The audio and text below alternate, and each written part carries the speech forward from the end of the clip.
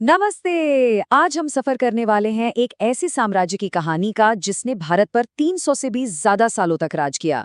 जी हाँ, हम बात कर रहे हैं मुगल साम्राज्य की। हम समझेंगे कि कैसे उन्होंने सिर्फ लड़ाइयां ही नहीं जीती, बल्कि भारत की कला, संस्कृति और पहचान पर एक ऐसी छाप छोड़ी जो आज भी दिखाई देती है। सोचिए जरा, ये सब शुरू होता है एक आदमी और उसके एक बड़े से सपने से। और यही सवाल इस साम्राज्य की तूफानी शुरुआत को उसकी सबसे खूबसूरत पहचान यानी ताजमहल से जोड़ता है। तो चलिए इस दिलचस्प कहानी में गोता लगाते हैं। देखिए, इस पूरी कहानी को हम 3 तारीखों में समझ सकते हैं। 1526 में एक जबरदस्त लड़ाई से इसकी शुरुआत हुई। फिर लगभग 1650 में आया इसका सुनहरा दौर और आखिरकार 1857 में इसका अंत हो गया। तो चलिए कहानी को एकदम शुरू से शुरू करते हैं। तो हमारी कहानी का जो पहला हीरो है वो है बाबर। वो मध्य एशिया के महान विजेताओं तैमूर और चंगेज खान का वंशज था। जब मध्य एशिया में उसका राजपाट छिन गया तो उसने अपनी किस्मत आजमाने के लिए हिंदुस्तान की तरफ देखा। और फिर आता है साल 1526, जो भारतीय इतिहास के सबसे जरूरी सालों में से एक है, पानीपत की पहली लड़ाई। एक तरफ बाबर की छोटी सी सेना और दूसरी तरफ दिल्ली के सुल्तान इब्राहिम लोदी की विशाल फौज। बाबर की जीत का सबसे बड़ा राज था तोप और बारूद का इस्तेमाल। ये एग्जाम के लिए बहुत जरूरी फैक्ट है। और इस एक जीत ने दिल्ली सल्तनत का हमेशा के लिए अंत कर दिया। जरा रुकिए और सोचिए, पानीपत की पहली लड़ाई में बाबर ने किसे हराया था? पर बाबर यहीं नहीं रुका। उसने तो एक के बाद एक 4 साल में 4 बड़ी लड़ाइयां जीती। इन्हें याद रखने के लिए एक बहुत बढ़िया मेमोरी ट्रिक है। पानी पिया, खाना खाया, चंदा लिया, घर चला गया। इसका मतलब है पानीपत की लड़ाई, फिर खानवा की लड़ाई, फिर चंदेरी और आखिर में घाघरा। है ना कमाल की ट्रिक? इससे पता चलता है कि उसने कितनी तेजी से अपना साम्राज्य फैलाया। वैसे बाबर सिर्फ एक महान योद्धा नहीं था, वो एक लेखक भी था। उसने अपनी आत्मकथा लिखी तुज़ुक-ए-बाबरी, जिसमें उसकी जिंदगी की पूरी कहानी है। इससे हमें उसके बारे में बहुत कुछ पता चलता है। थोड़ा रुक कर सोचिए, बाबर का मकबरा आखिरकार कहाँ है? चलिए अब अगली पीढ़ी की तरफ बढ़ते हैं। देखिए, एक साम्राज्य बनाना एक बात है, लेकिन उसे संभाल कर रखना वो बिल्कुल अलग कहानी है। बाबर के बेटे हुमायूं का सफर काफी मुश्किलों भरा रहा। हुमायूं का राज 2 हिस्सों में बटा हुआ था। उसे एक अफगान शासक शेर शाह सूरी ने भारत से खदेड़ दिया था। बेचारे हुमायूं को पूरे 15 साल ईरान में एग्जाइल में बिताने पड़े। तब जाकर वो अपनी गद्दी वापस हासिल कर पाया। तो ये शेर शाह सूरी एक बहुत ही काबिल शासक था। उसने हुमायूं को चौसा और कन्नौज की 2 बड़ी लड़ाइयों में हराया। और इतना ही नहीं, उसने रुपया नाम का चांदी का सिक्का और ग्रैंड ट्रंक रोड जैसे कई सुधार किए, जिन्हें बाद में मुगलों ने भी अपनाया। हुमायूं वापस तो आया, लेकिन कुछ ही समय बाद एक हादसे में उसकी मौत हो गई। और तब सिर्फ 13 साल की उम्र में उसके बेटे अकबर को बादशाह बनाया गया।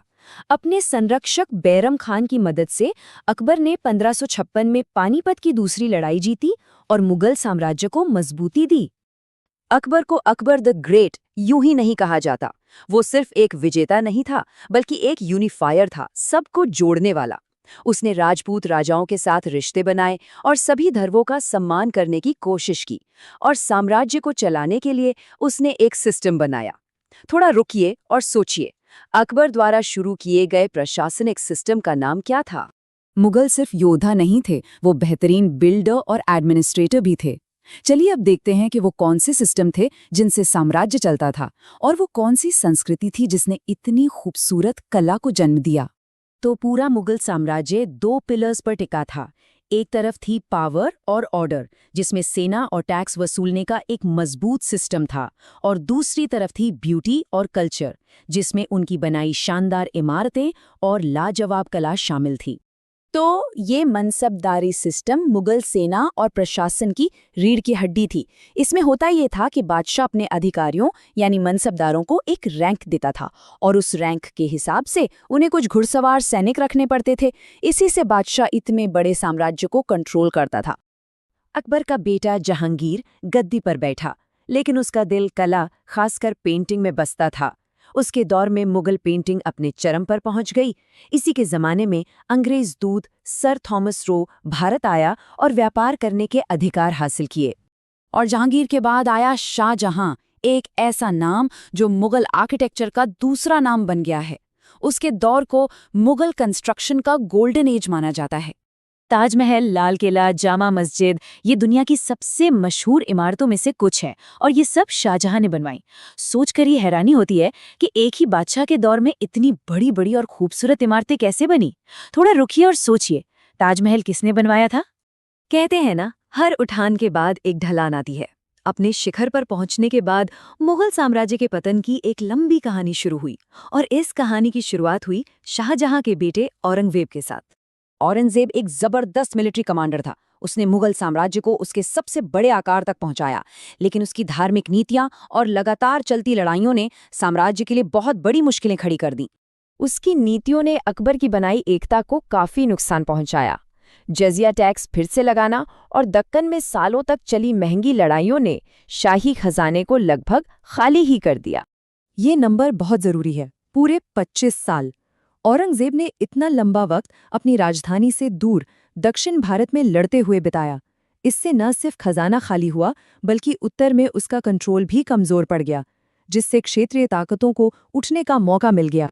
1707 में औरंगजेब की मौत के बाद साम्राज्य बहुत तेजी से बिखरने लगा। उसके बाद जो भी शासक आए वो कमजोर थे। नतीजा ये हुआ कि मराठा और सिख जैसी क्षेत्रीय ताकतें ताकतवर हो गई, विदेशी आक्रमण होने लगे और धीरे धीरे अंग्रेजों का असर बढ़ने लगा। और आखिर में मुगल साम्राज्य का आखिरी बादशाह था बहादुर शाह जफर। वो 1857 के विद्रोह का एक सांकेतिक चेहरा बने। जब विद्रोह को दबा दिया गया तो अंग्रेजों ने उन्हें देश से निकाल दिया और इसी के साथ मुगल वंश का औपचारिक रूप से अंत हो गया।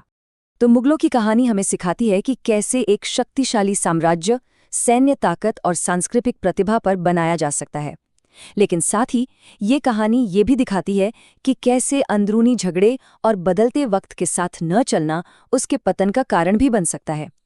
अब ये सवाल सोचने वाला है कि क्या साम्राज्य अपनी अंदरूनी कमजोरियों से गिरा या बाहरी ताकतों ने उसे गिराया?